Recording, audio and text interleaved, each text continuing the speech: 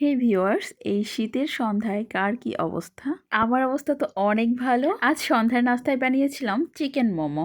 শীতের সন্ধ্যায় গরম গরম চিকেন মোমো, আর সেটা যদি হয় বাসায় হোমমেড, তাহলে আসলে কোনো কথাই নেই। বাইরের খাবার কতটা নিরাপদ আমরা আসলে কেউ জানি না, তাই যদি আমরা একটু বাসায় বানিয়ে নিতে পারি, ক্ষতি কি? আমার রান্না তো বরাবরই খুব সহজ, সিম্পল ওয়েতে আমি রান্না করতে পছন্দ করি, আর সেটাই আপনাদের সাথে শেয়ার করি। তো চলুন দেখা যাক যে আজকে আমি চিকেন মোমো বাসায় কিভাবে খুবই সহজে রাইস কুকারে বানালাম।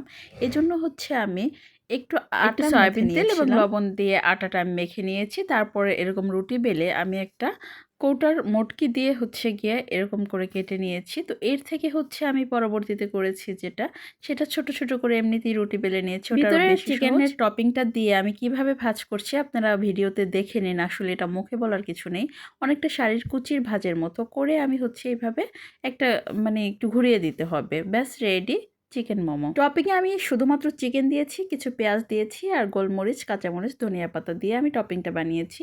এখানে অনেকে হচ্ছে বাইরে যে মোমোটা খায় সেখানে অনেকে হচ্ছে ভেজিটেবলের পরিমাণটা বেশি দেয়। আমি যেহেতু বাসায় খেয়েছি, আমার পছন্দ মতো আমি টপিংটা বানিয়ে নিয়েছি। আগে যেটা বললাম, আমার হচ্ছে রুটিটা ওইভাবে কেটে নিতে একটু প্রবলেম হয়েছে, তাই আমি নিজের পছন্দ মতো হচ্ছে এরকম ছোট ছোট করে রুটি বেলে নিয়েছি এবং এর মধ্যে হচ্ছে টপিংটা দিয়ে আমি মোমোটা বানিয়ে নিয়েছি। এটা হচ্ছে একটু বড় বড় হয়, যেহেতু আমি বাসায় খাবো, আমার তো এটা আসলে বিজনেস না, যে আমি নিজের পছন্দ মতো বানিয়েছি। আর এটা হচ্ছে ফার্স্ট টাইম আমি 4টা দিয়ে ট্রাই করেছিলাম।